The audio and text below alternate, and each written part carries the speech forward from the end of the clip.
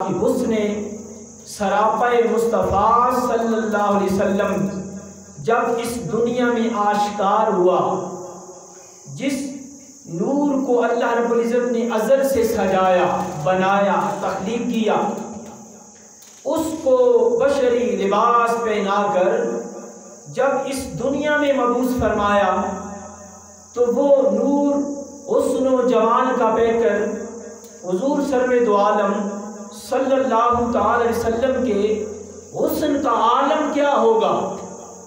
میں نے ایک مثال قرآن سے حضرت یوسف علیہ السلام کی دی ہے کہ اتنا حسین و جمیل نبی کہ جن کی خوبصورتی کے حسن و جمال کے ڈنکے پورے مصر میں ہی نہیں بلکہ پوری دنیا میں حسن یوسف کے چرچے ہوتے ہیں، جس کے بارے میں شاعر کہتا ہے حسن یوسف دم عیسیٰ ید بیزداری آنچ خوبا ہما دارن تو تنہا داری۔ شاعر کہتا ہے کہ حضرت یوسف کا حسن حضرت موسیٰ علیہ السلام کا بیضہ ید بیضہ، حسن یوسف دم عیسیٰ، اور حضرت عیسیٰ علیہ السلام کا جو دم تھا، جو پھونک مارتے تھے، وہ معجزہ، اور موسیٰ علیہ السلام کا ید بیضہ۔ یہ تین پیغمبروں کی صفات بیان کر کے اگلے مصرے میں وہ کہتا ہے آنچ خوباں ہما دارن، یہ ساری خوبیاں ایک جانب، یوسف کا حسن بھی، عیسیٰ علیہ السلام کی پھونک بھی، موسیٰ علیہ السلام کا ید بیضہ بھی۔ اگر اس کو ہم یوں کہہ لیں کہ حضرت داؤد کی آواز، حضرت ابراہیم کے معجزات، حضرت سلیمان علیہ السلام کے سارے معجزات، جو ہواؤں پر گرفتی، فضاؤں پر، چرند پرند پر حکومت تھی، آپ کے سارے معجزات، حضرت موسیٰ و عیسیٰ علیہ السلام کے سارے معجزات، یہ ساری خوبیاں ہما دارن ایک جانب، شاعر کہتا ہے تو تنہا داری، اے میرے آقا آپ کا جو حسن ہے، آپ کے جو کمالات ہیں، جو آپ کے معجزات ہیں، جو اللہ نے آپ کو حسین و جمیل بنایا ہے، تمام انبیاء کی خوبیاں، تمام انبیاء کے معجزات، تمام انبیاء کے فضائل، حسن و جمال، یہ سارے ایک طرف، اے میرے آقا اللہ نے آپ کو ایسے بنایا ہے، وہ ساری خوبیاں جمع کر کے ساری کی ساری آپ کی جھولی میں عطا کر دی ہے۔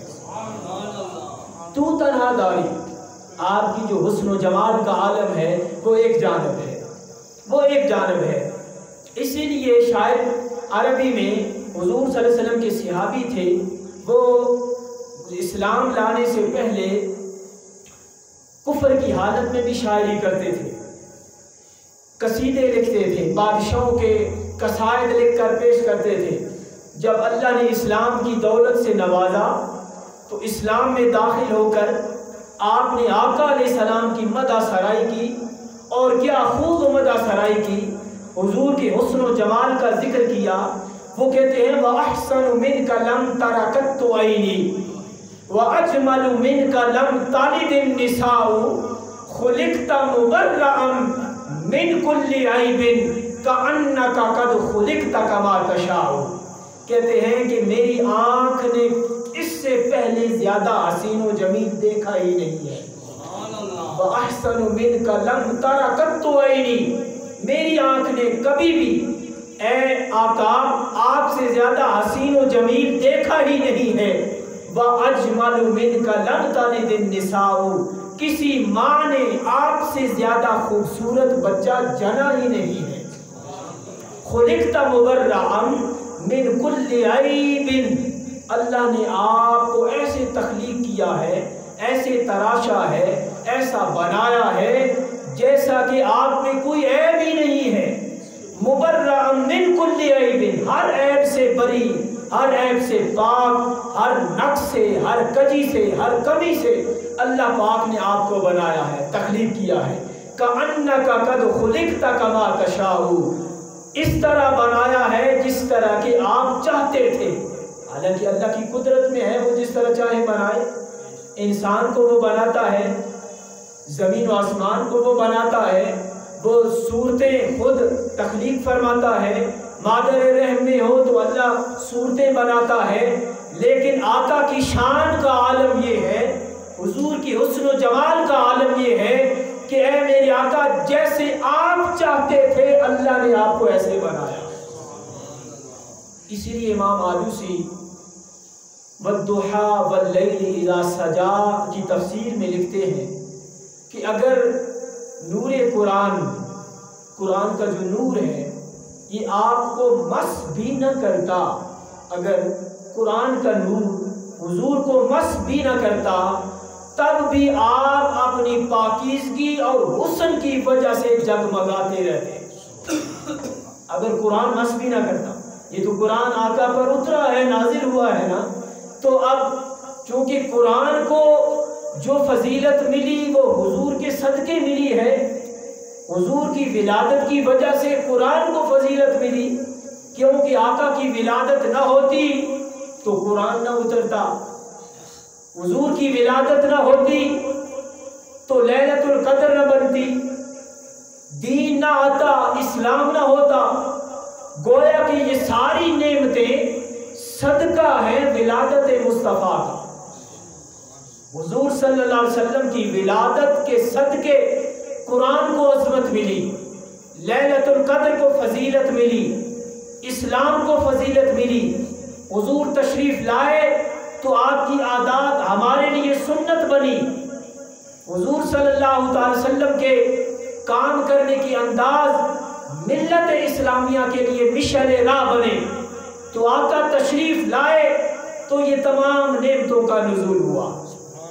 میں عرض کر رہا تھا حسن و جمال مصطفیٰ صلی اللہ علیہ وسلم۔ حضرت ابو ہریرہ رضی اللہ تعالی عنہ روایت کرتے ہیں، وہ خود بیان کرتے ہیں، ما رأیت شیئا احسن من رسول اللہ صلی اللہ علیہ وسلم۔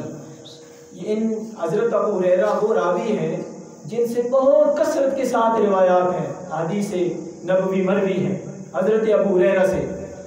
تو ہر صحابی کا انداز اپنا اپنا ہے حضور سے محبت کرنے کا۔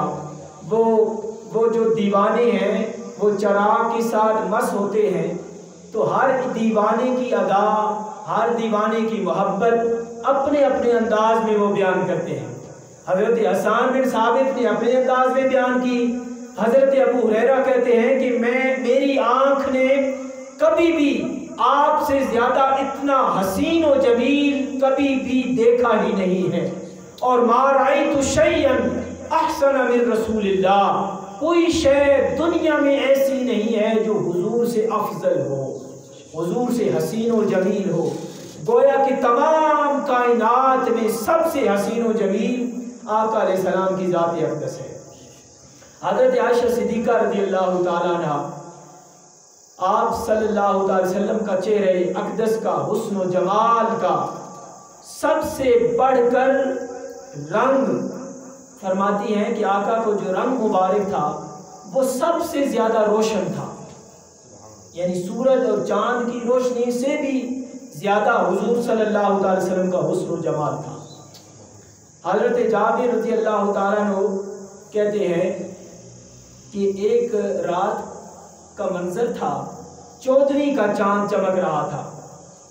یہ دیکھیں نا، یہ چاند، یہ سورج، یہ ستارے، یہ روشنی، یہ سب صدقہ ہے میلاد مصطفیٰ کا صلی اللہ علیہ وسلم۔ تو چاند بھی حضور سے فیض لیتا ہے، روشنی لیتا ہے، نور کا فیض چاند بھی حضور کے نور سے بنا، سورج کی روشنی حضور کے نور سے بنی، ستاروں کی روشنی، ان کا نور حضور کے نور سے بنا۔ تو حضرت جابر بیان کرتے ہیں کہ 14ویں کے چاند چمک رہا تھا، اور 14ویں کے چاند کے حسن و جمال کا یہ عالم تھا کہ اس کی روشنی ہر طرف پھیل رہی تھی۔ جب چاند بلند ہوتا ہے نا 14ویں کا رات کو، تو اس کی روشنی ہر جگہ پہ ہوتی ہے، پورا مکمل چاند ہوتا ہے۔ تو کہتے ہیں کہ ایک مرتبہ میں دیکھ رہا تھا، ایک نظر چاند کو دیکھتا اور ایک نظر حضور کے جلوے کو دیکھتا۔ آقا علیہ السلام بھی تشریف فرما تھے. صحابہ کا بڑا عجیب انداز تھا محبت کرنے کا، کیونکہ وہ نور خدا، وہ مظہر نور خدا حضور صلی اللہ علیہ وسلم کی صورت میں ہر وقت ان کے درمیان ہوتا تھا، تو وہ فیض لیتے رہتے تھے. تو ایک مرتبہ ایسے ہوا کہ حضرت جابر کہتے ہیں کہ ایک نظر میری آسمان کے چاند پر اور ایک نظر میری کائنات کے چاند پر پڑتی تھی. تو جب یہ بار بار میں ایسے کرتا، کبھی ایک نظر ادھر دیکھتا، کبھی حضور کے چہرے مبارک کو دیکھتا، تو کئی بار کرنے کے بعد میں اس نتیجے پر پہنچا کہ حضور کا چہرہ چاند سے بھی زیادہ روشن ہے، کیونکہ چاند کے چہرے پر سیاہ دھبا ہے. کبھی غور کیا آپ نے؟ چاند کے چہرے پر سیاہ دھبا ہوتا ہے، لیکن حضور کے چہرے پر کوئی دھبا نہیں ہے. یعنی چاند کی روشنی میں ماند پڑ جاتی تھی، جب آقا کا چہرہ کھل اٹھتا تھا تو اس کا نور، اس کی شعاعیں بکھر کر یوں لگتا تھا کہ ابھی قرآن کھل گیا ہے. صحیح بخاری کی روایت ہے، حضرت برا بن عازب رضی اللہ تعالی عنہ سے پوچھا گیا کہ روئے زمین پر حضور صلی اللہ تعالی وسلم کا جو چہرہ اقدس ہے وہ کیسا ہے؟ کسی نے پوچھا حضرت برا بن عازب سے، صحابی سے، کہ آقا علیہ السلام کے چہرے مبارک کی کچھ صفات بیان کرو کہ آقا کا چہرہ مبارک کیسا تھا، کیا شمشیر کی مانند تھا؟ وہ پوچھنے والے نے پھر سوال میں اضافہ کر دیا کہ چہرہ شمشیر کی مانند تھا.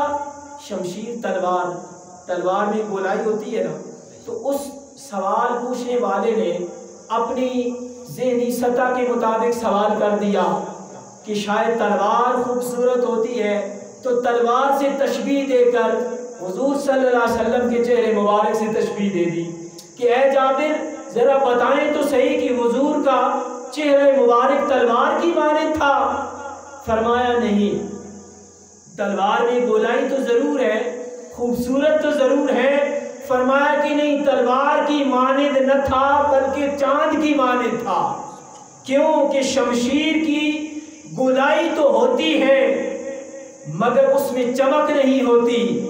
چاند کی تشبیہ اس لیے دی ہے کہ چاند میں گولائی بھی ہے اور چاند میں چمک دمک بھی ہے.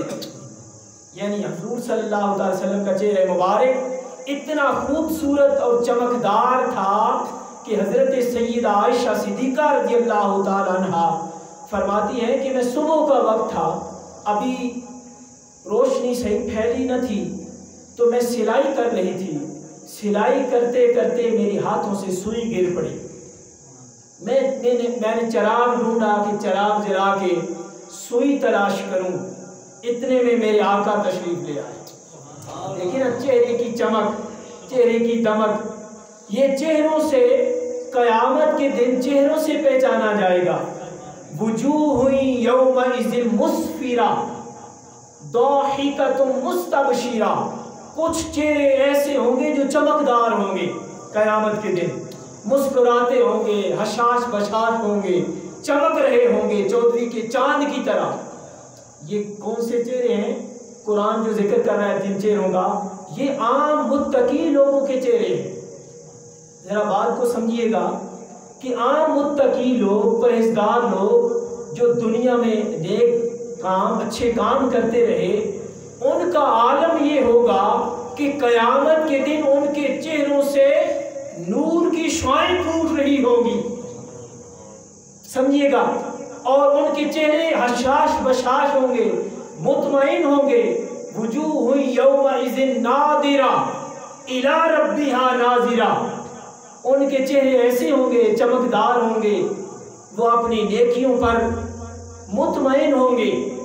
تو اگر کوئی شخص دنیا میں نیک عمل کر لے، اچھے عمل کر لے، اپنی زندگی کو سنوار لے، تو قیامت کے دن اللہ اس کے چہرے کا ذکر قرآن میں کرتا ہے کہ جو شخص دنیا میں اچھے عمل کر کے گزرا، قیامت کے دن اس کا چہرہ چمکدار ہوگا تو یہ پوری کائنات جس کے صدقے بنی ہے، جس کی وجہ سے پوری کائنات کو تخلیق کیا گیا ہے، جنت کو بھی نور، جنت کو کی برکتیں بھی میرے آقا کے توسل سے ہیں، تو حضور کے نور کا عالم کیا ہوگا، حضور کے چہرے انور کا عالم کیا ہوگا۔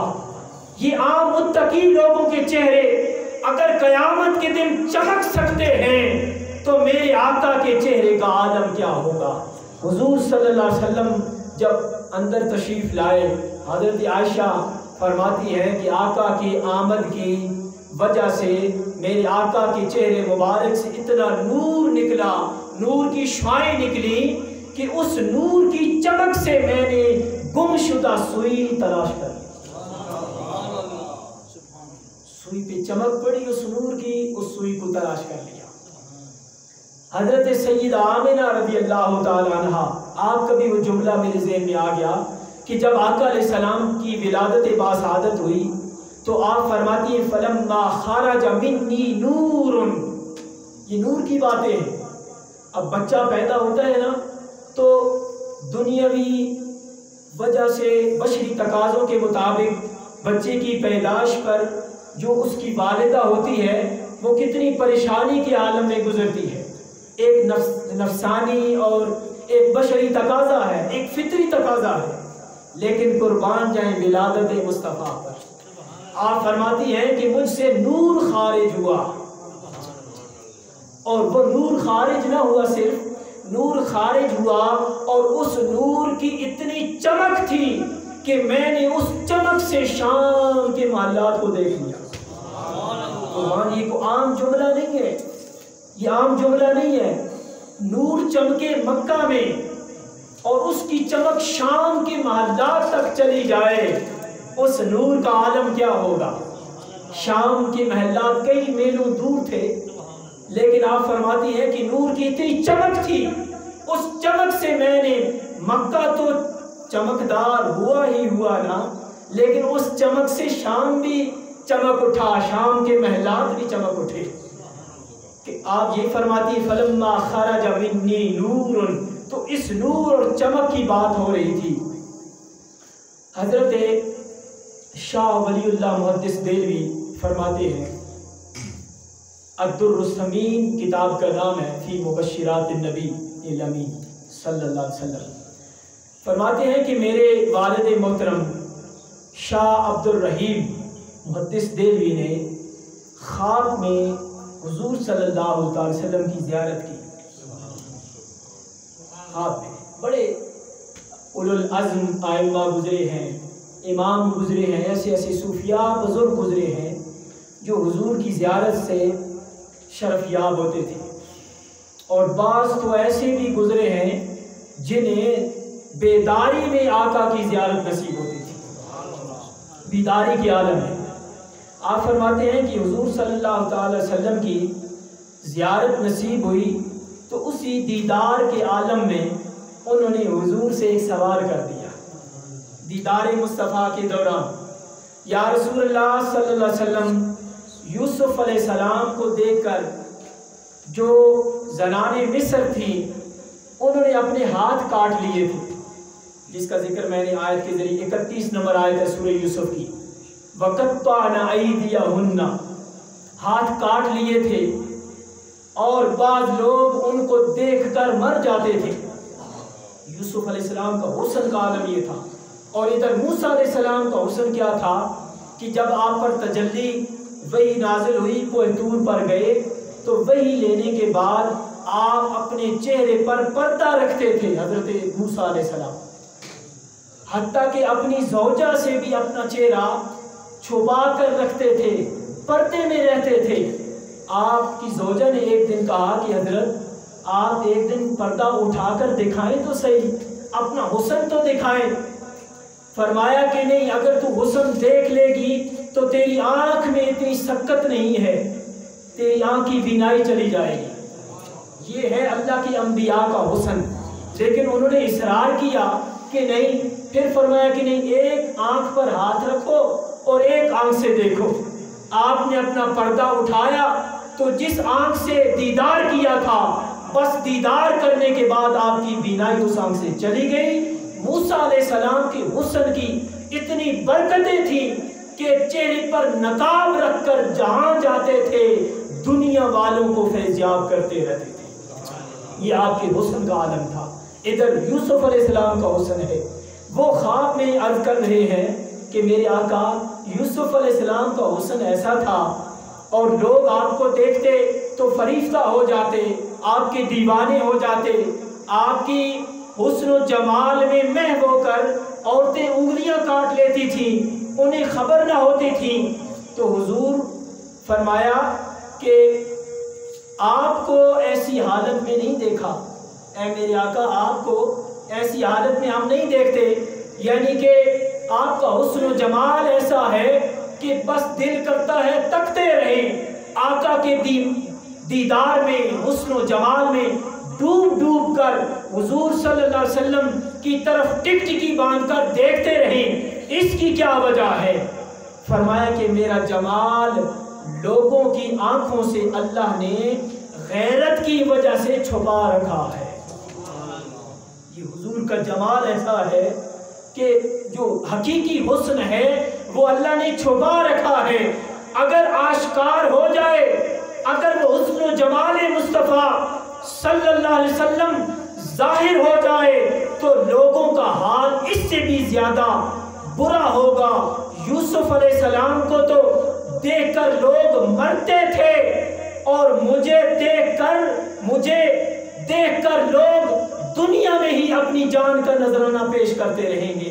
یوسف علیہ السلام کو لوگ دیکھ کر انگلیاں کاٹتے تھے، اگر میرا حسن ظاہر ہو گیا، میرا جمال ظاہر ہو گیا تو لوگ اپنی جان کا نذرانہ بھی پیش کرتے رہیں گے۔ اس لیے اللہ نے حضور صلی اللہ علیہ وسلم کے حسن و جمال کو چھپا کر رکھا تھا۔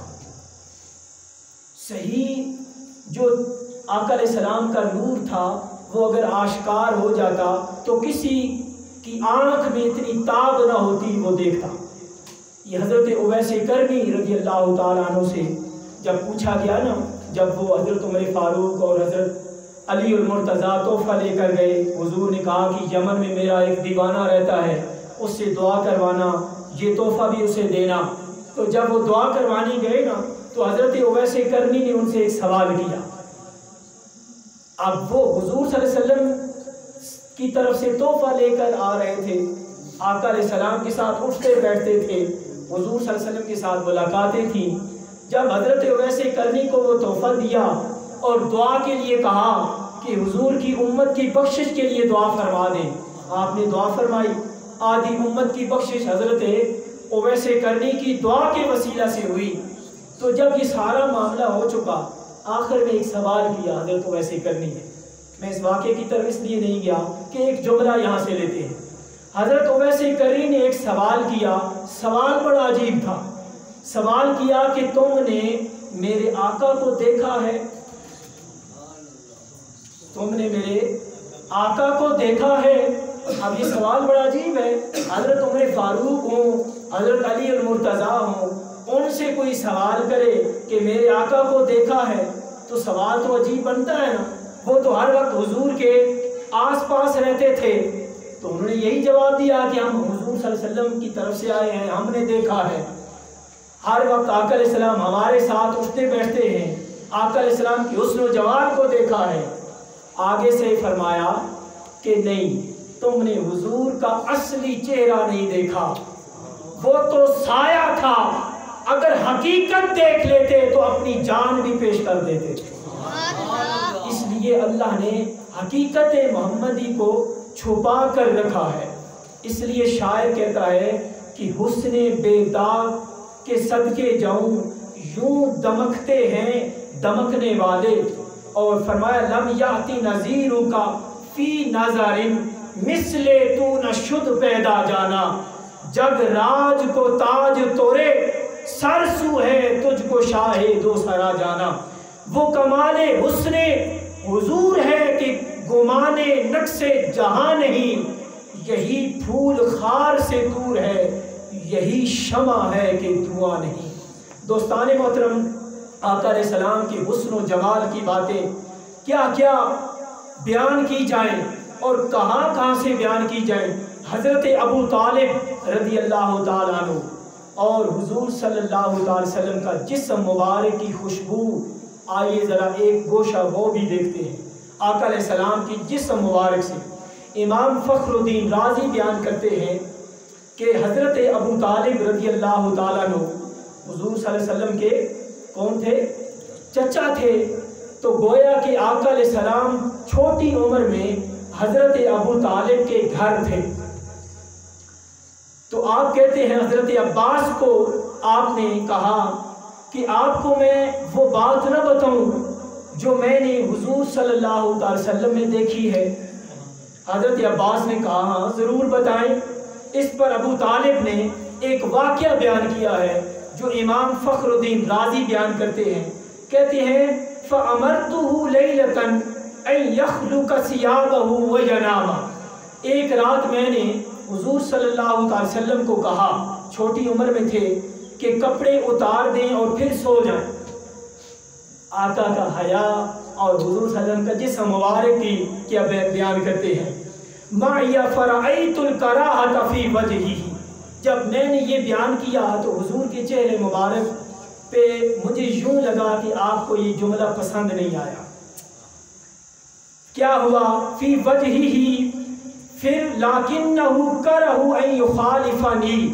इस बात को पसंद नहीं किया, लेकिन चूंकि मेरी बात को आका टालते नहीं थे, जो बात भी मैं कहता वो कर देते थे। आपने फरमाया चचा जान असू अस्रिफ वजही का अन्नी, हाँ मैं कपड़े उतार लेता हूँ लेकिन आप चेहरा दूसरी तरफ कर लें, दूसरी तरफ कर लीजिए ताकि मेरे नंगे जिस्म को तुम देख न सको। मेरे जिस्म को इस हाल में देखना किसी के लिए जायज़ नहीं है। हज़रत अबू तालिब कहते हैं कि इस पर मुझे बड़ा ताज्जुब हुआ, अभी छोटी उम्र थी आका अलैहिस्सलाम की, तो मैंने अपना मुंह दूसरी तरफ कर लिया। आका अलैहिस्सलाम ने कपड़े उतारे।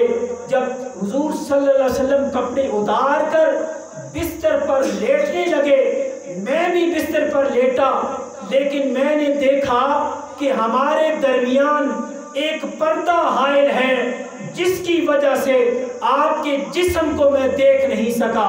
आपका जिस्म अथर, आगे जिस्म का खूबी बयान करते हैं, जिस्म अथर निहायत ही नर्म व नाज़िक था। इस तरह खुशबू आ रही थी जिस्म से जिस तरह कस्तूरी से डबोकर अभी निकाला गया हो। और मैंने आपके जिस्म अथर को देखने की कोशिश की मगर मैं कामयाब ना हो सका। बहुत दफ़ा आपको बिस्तर से गुम पाता तो बिस्तर से उठकर तलाश करने निकल जाता, हालांकि साथ आराम करते लेकिन गुम पाता। जब देखता तो आका अलैहिस्सलाम बिस्तर पर मौजूद ना होते थे। आवाज़ देता कि ए मोहम्मद सल्लल्लाहु अलैहि वसल्लम तू कहाँ हो? आप सल्लल्लाहु अलैहि वसल्लम फरमाते ए चचा जान मैं यहाँ ही हूँ। फरमाते ए चचा मैं यहाँ ही हूँ, वापस आ जाओ। जब रात ढल जाती तो मैं बहुत दफ़ा आपसे ऐसी गुफ्तगू सुनता जिससे मुझे बहुत ताज्जुब होता। हम खाने पीने से पहले और बाद में अल्लाह का नाम नहीं लेते थे। आप सल्लल्लाहु अलैहि वसल्लम खाने से पहले बिस्मिल्लाह अल्लाहु अकबर अल्लाह का नाम लेकर पढ़ते और जब खाने से फारिग होते तो अल्हम्दुलिल्लाह कहते थे। आप सल्लल्लाहु अलैहि वसल्लम से कभी झूठ नहीं सुना, हमा वक्त मुतफक्किर रहते, कभी खुलकर हंसते न थे। ये सारे जुमले आज हमारे लिए मिशर राह है कि हुजूर सल्लल्लाहु अलैहि वसल्लम खाने से पहले बिस्मिल्लाह पढ़ते, जब खाना खा लेते अल्हम्दुलिल्लाह कहते, कभी झूठ न बोलते और फिर क्या था कभी खुलकर हंसते न थे और बच्चों के साथ फजूल खेल में अपना वक्त ज़ाया न करते थे। हज़रत अनस रज़ी अल्लाह ताला अन्हु कहते हैं कि खुशबू के बारे में फरमाते हैं काना रसूलुल्लाह सल्लल्लाहु अलैहि वसल्लम अहसनुन नासी लौनन व अत्यबुन नासी रिहा। रिसालत माब सल्लल्लाहु अलैहि वसल्लम जिसमें अथर का सबसे हसीन جو حصہ تھا آقا علیہ السلام کا جسم مبارک سے، اس سے خوشبو کے حلے ہر وقت اٹھتے رہتے تھے۔ اور یہ کبھی بھی مت سوچی کہ آقا علیہ السلام خوشبو لگاتے تھے، خوشبو لگائے بغیر آپ کے جسم سے خوشبو کے حلے اٹھتے رہتے تھے۔ یہ حسن و جمال کا کمال تھا۔ اور حتیٰ کہ آپ کے حسن و جمال کا عالم یہ ہے کہ صحابہ گرمیوں کے موسم میں حضور صلی اللہ علیہ وسلم کے جسم مبارک پر جو پسینہ آتا تھا، پسینہ مبارک، اس پسینے کو عطر کے طور پر صحابہ استعمال کرتے تھے۔ ایک دفعہ ایسے ہوا کہ ایک شخص آقا علیہ السلام کی بارگاہ میں حاضر ہوا اور اس نے حضور صلی اللہ علیہ وسلم اب چارپائی پر آرام فرما تھے اور پسینہ مبارک آ رہا تھا۔ اس نے کھلے منہ والی ایک شیشی لائی اور لکڑی کی ایک سلاخ لے کر حضور کی جسم مبارک سے پسینہ اکٹھا کر کے اس شیشے میں جمع کر دیا۔ آقا علیہ السلام نے پوچھا تو عرض کی کہ میں اس کو شادی بیاہ کے موقع پر استعمال کروں گا۔ تو وہ پسینہ مبارک خوشبو کے طور پر صحابہ استعمال کرتے تھے۔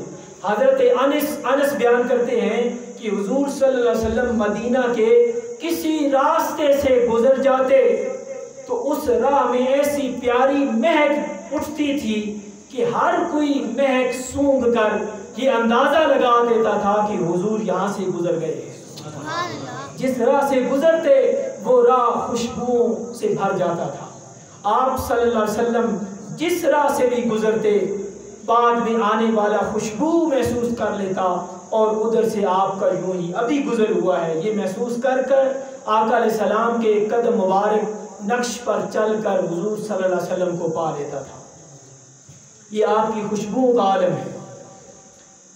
تو میں عرض کر رہا تھا یہ جو فضائل کمالات یہ آقا علیہ السلام کی طبیعت کا ایک خاصہ تھے۔ حسین و جمیل ہونا کسی نبی کی امتیازی شان کا یہ عالم ہوتا ہے۔ اگر آقا علیہ السلام فرما دیں قل انما انا بشر مثلکم، یہ آقا علیہ السلام کا فرمان قرآن کی صورت میں ہے، اس سے مراد یہ ہے کہ لوگوں بشریت نفس بشر ہونے میں تمہارے جیسا ہوں، لیکن اس میں یہ گمان نہ کر لینا کہ جس طرح میں بشر ہوں جس طرح تم بشر ہو میں بھی ایسے ہوں، نہیں، یہیں سے مغالطہ ہوا۔ حضور صلی اللہ علیہ وسلم کی شان بشریت کا عالم یہ تھا کہ میرے آقا جو کھانا تناول فرماتے، عام لوگوں کو لگا کہ ہم بھی کھانا کھاتے ہیں، حضور بھی کھانا کھاتے ہیں، ہم نے بھی شادیاں کی، حضور نے بھی شادیاں کی، تو گویا کہ ہم ہمارے جیسے ہیں، نہیں، نفس بشریت میں ایک ہونا اس سے مراد یہ نہیں ہے کہ آپ کے فضائل بھی ہمارے جیسے ہیں، آپ کا مرتبہ آپ کی شان بھی ہمارے جیسے ہے، نہیں، شان کا عالم یہ ہے میرے آقا کھانا تناول فرمائے، اس کھانے کی خوشبو کھانا کھانے سے پہلے کم ہوتی تھی، لیکن جب کھانا خارج ہوتا حضور صلی اللہ علیہ وسلم کہ جسم مبارک سے مس ہو کر نکلتا تھا پہلے سے زیادہ اس کی خوشبو بڑھ جاتی تھی۔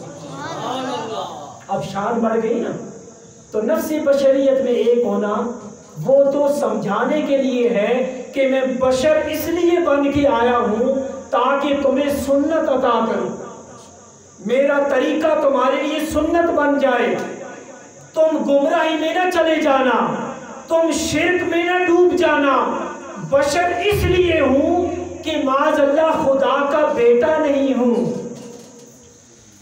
بیٹا اس لیے نہیں ہوں کہ اللہ بیٹا سے پاک ہے، وہ جننے سے پاک، وہ اولاد سے پاک، تو اس لیے میری شان یہ ہے کہ میں پیدا بھی ہوا ہوں، مگر شان یہ ہے کہ درخت کو اشارہ کروں تو وہ زمین پھاڑ کر میرے قدموں میں آ جاتا ہے۔ کہیں میری بشریت کو دیکھ کر گمراہ نہ ہو جانا، میں سورج کو، چمکتے ہوئے سورج کو جو ڈوب جاتا ہے، غروب ہو جاتا ہے، اسے انگلی سے اشارہ کروں، ہاتھ سے نہیں، انگلی سے، انگلی سے اشارہ کروں تو ڈوبا ہوا سورج دوبارہ پلٹ کر عصر کے مقام پر آ کر کھڑا ہو جاتا ہے۔ شان کا تو عالم یہ ہے، چاند 14ویں کا چمک رہا ہو اور اگر کوئی دلیل مانگے کہ آقا اگر اس چاند کو 2 ٹکڑوں میں تقسیم کر دے تب میں ایمان لاؤں گا، تو میں ہاتھ کی انگلی سے اشارہ کروں۔ انگلی کا یہ عالم ہے تو ہاتھ کے عالم کا کیا عام ہوگا؟ ہاتھ کا کیا عالم ہوگا؟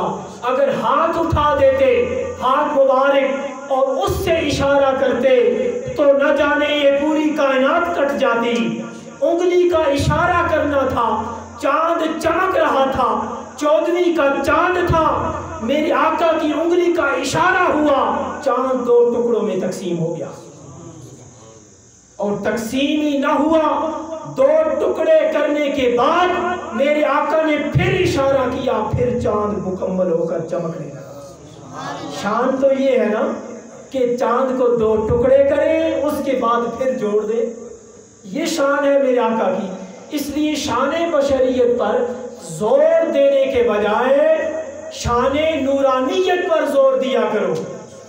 شان بشریت ماننے کی حد تک ہے، ایمان رکھنا ہے، قرآن کی آیت ہے، اس پر ایمان رکھنا ہے، جو ایمان نہیں رکھے گا وہ کافر ہے۔ حضور کی شان شان بشریت ہے، وہ میں عرض کر چکا، اس لیے کہ یہ اللہ کا خاص تحفہ ہے۔ میلاد مصطفیٰ اللہ کا تحفہ ہے، سیرت مصطفیٰ حضور کا تحفہ ہے۔ میلاد نہ ہوتا سیرت نہ بنتی، میلاد نہ ہوتا قرآن نہ بنتا، میلاد نہ ہوتا لیلۃ القدر نہ بنتی، میلاد مصطفیٰ نہ ہوتا رمضان نہ بنتا، نمازیں نہ ہوتی، روزے نہ ہوتے، زکوٰۃ کے مسائل نہ ہوتے، دینی اسلام کے مسائل نہ ہوتے، یہ ساری نعمتیں صدقہ ہیں میلاد مصطفیٰ کا۔ اس لیے شان بشریت پر ایمان رکھنا ضروری ہے اور شان نورانیت پر زور دینا ضروری ہے، اصرار کرنا ضروری ہے شان نورانیت پر، کہ ازل سے میرے آقا کا نور بنا، وہ نور چمکتا رہا، وہ پیشانی پہ چمکا، ہر نبی کی پیشانی پہ، وہ بالآخر وہ دن آیا، وہ نور حضرت سیدہ عبداللہ کی پیشانی پہ چمکا، وہ نور حضرت سیدہ آمنہ رضی اللہ تعالیٰ عنہ کی بطن مبارک سے خارج ہوا، وہ نور اس دنیا میں آیا تو پوری کائنات روشن ہو گئی۔ جو جہالت تھی، تاریکی تھی، بدامنی تھی، جو لوگوں کے اندر انسانیت شے کی نام نہ تھا، لوگ انسانیت سے دور ہو چکے تھے، افراتفری کا عالم تھا، بے انصافی تھی، بے ایمانی تھی، اور بت پرستی عروج پر تھی، ماں بہن بیٹی کو عزت کی نظروں سے دیکھا نہیں جاتا تھا، وہ نور چمکا، مکہ کی سرزمین بھی روشن ہو گئی، اس نور کی برکت سے پوری کائنات بھی روشن ہو گئی، حتیٰ کہ فرشتے زمین پر آ گئے، حور و غلمان نے خوشیاں منائی، جبریل امین 3 جھنڈے لے کر آسمان دنیا پر آ کر اس دنیا میں آئے، کعبے کی چھت پر جھنڈا لگایا، مشرق میں ایک جھنڈا لگایا، ایک مغرب میں جھنڈا لگایا، اور اس بات کا اعلان کر دیا کہ آ گئے مصطفیٰ اپنے دلوں کو منور کرنے کے لیے، اس دھرتی کو نور کا فیض عطا کرنے کے لیے آقا علیہ السلام کی آمد ہو گئی ہے۔ اس سال اللہ رب العزت نے تمام لوگوں کو بیٹوں کی نعمت سے نوازا۔ پھر اس نو مولود کو آقا علیہ السلام کی جب ولادت باسعادت ہو گئی تو چند لمحوں کے لیے حضرت سیدہ فرماتی ہیں کہ مجھ سے اوجھل کر دیا گیا، میں پریشان ہو گئی، ہاتف غیب سے آواز آئی کہ اے سیدہ آمنہ پریشان نہ ہونا، اس نو مولود کو فرشتے اٹھا کر پوری کائنات کی سیر کروانے کے لیے لے گئے ہیں۔ آقا علیہ السلام کو سیر کروائی گئی، اور منادی کر دی گئی، چرند پرند خوش ہونے لگے، حتیٰ کہ آبی مخلوق جو پانی میں رہتے ہیں وہ خوش ہونے لگے، اور درندے خوشیاں منانے لگے، انسانیت کو سہارا مل گیا، یتیموں کو ماوا مل گیا، اور انسانیت کو ایک ایسا پیکر حسن و جمال کی شکل میں مجسر آیا۔ قرآن نے کہا لَقَدْ كَانَ لَكُمْ فِي رَسُولِ اللَّهِ أُسْوَةٌ حَسَنَةٌ، قرآن نے کہا لَقَدْ مَنَّ اللَّهُ عَلَى الْمُؤْمِنِينَ إِذْ بَعَثَ فِيهِمْ رَسُولًا، قرآن نے کہا وَلَوْ فَإِنَّكَ بِأَعْيُنِنَا، قرآن نے کہا وَالضُّحَىٰ وَاللَّيْلِ إِذَا سَجَىٰ، قرآن نے کہا أَلَمْ نَشْرَحْ لَكَ صَدْرَكَ، قرآن نے کہا وَالتِّينِ وَالزَّيْتُونِ وَطُورِ سِينِينَ وَهَٰذَا الْبَلَدِ الْأَمِينِ لَقَدْ خَلَقْنَا الْإِنسَانَ فِي أَحْسَنِ تَقْوِيمٍ، قرآن نے کہا لَا أُقْسِمُ بِهَٰذَا الْبَلَدِ وَأَنْتَ حِلٌّ بِهَٰذَا الْبَلَدِ وَوَالِدٍ وَمَا وَلَدَ، قرآن نے کہا اِذْ بَعَثَ فِي الْمُؤْمِنِينَ رَسُولًا، قرآن نے کہا لا اقسم بہذا البلد، قرآن کبھی قسمیں کھاتا ہے حضور کی چہرے اقدس کی،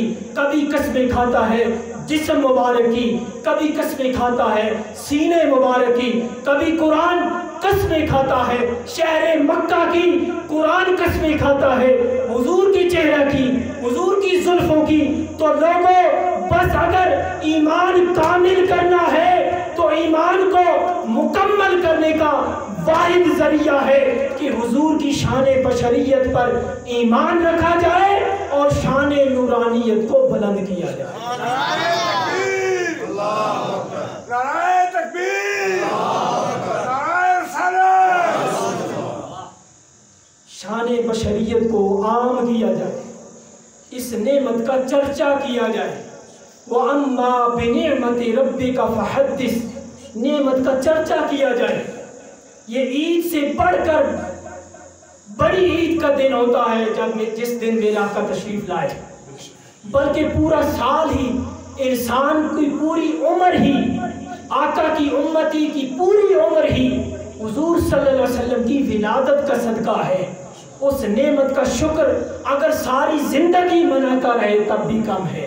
اس لیے ہمیں چاہیے حضور صلی اللہ علیہ وسلم کی ذات کے ساتھ آقا علیہ السلام کی سیرت پر عمل کرتے ہوئے اپنے ایمان کو مضبوط سے مضبوط تر بنائے۔ وآخر دعوانا الحمدللہ رب العالمین۔